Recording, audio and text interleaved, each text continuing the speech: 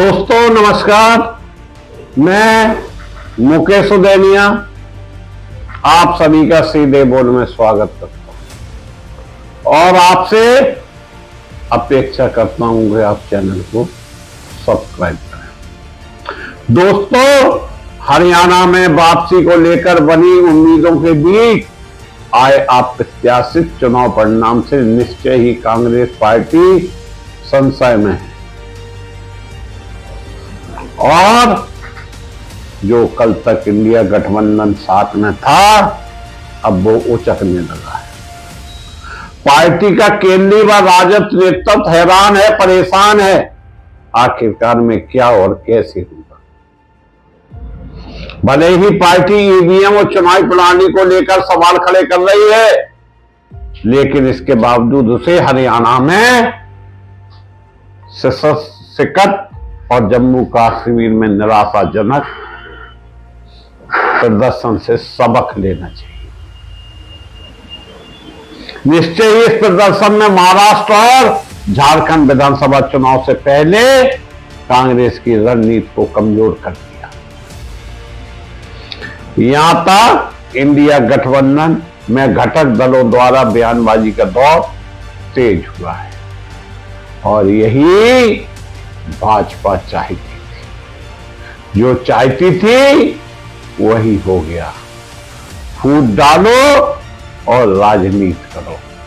कांग्रेस इसे नहीं समझ पाई और ना ही इंडिया गठबंधन के लोग समझ रहे हैं। जिस प्रकार अंग्रेजी हुकूमत ने राजाओं के बीच फूट डालकर उनकी एकता को खत्म कर दिया था, ठीक उसी प्रकार इस समय भाजपा किसी भी तरह से इंडिया गठबंधन को खत्म करने में तुला हुआ है और हरियाणा से उसकी शुरुआत हुई है। वे कांग्रेस के अति आत्मविश्वास को लेकर विफलता की वजह बता रहे हैं। निस्संदेह लोकसभा चुनाव परिणाम के बाद देश की यह सबसे पुरानी पार्टी जो आम चुनाव की तुलना में बेहतर स्थिति में नजर आई थी। पार्टी को लोकसभा में प्रमुख विपक्षी दल के रूप में मान्यता भी मिली थी।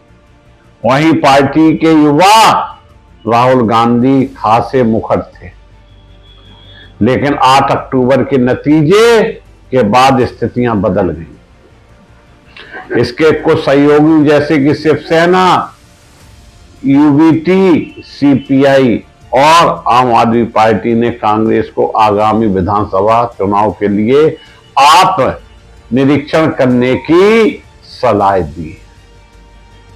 साथ ही अपनी आगामी रणनीति की समीक्षा करने की भी सलाह दी है।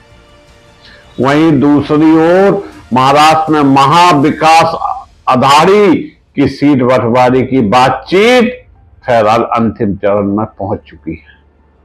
शिवसेना, यूबीटी और शरद पवार के नेतृत्व वाली एनसीपी कांग्रेस इस बदले हालात में सीटों के बंटवारे के लिए बेहतर सौदेबाजी करने का अवसर महसूस कर रही है।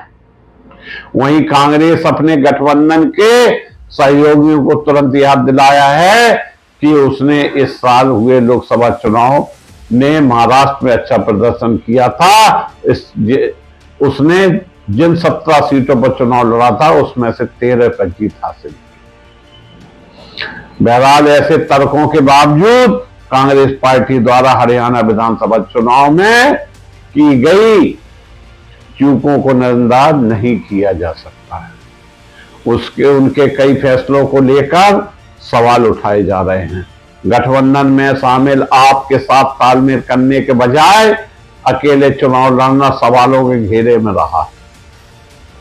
यद्यपि हरियाणा विधानसभा चुनाव में आपको एक भी सीटें नहीं मिली, लेकिन पार्टी द्वारा हासिल 1.79 वोट से अन्य भाजपा और कांग्रेस में कांटेदार टक्कर के भी नतीजों पर कुछ असर तो डाला ही है।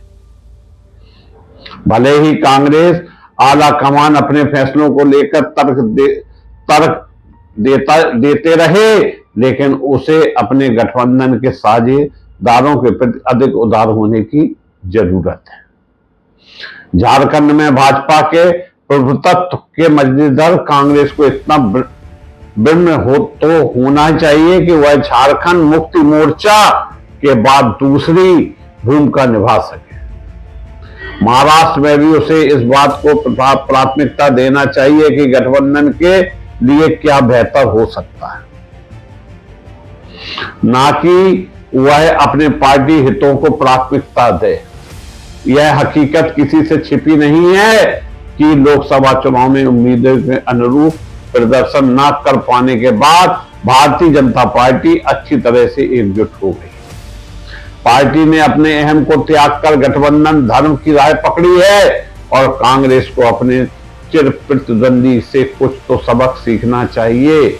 यह जानते हुए कि हरियाणा और जम्मू कश्मीर के जनादेश से कांग्रेस के लिए राष्ट्रीय राजनीति में मुश्किलें बढ़ेगी।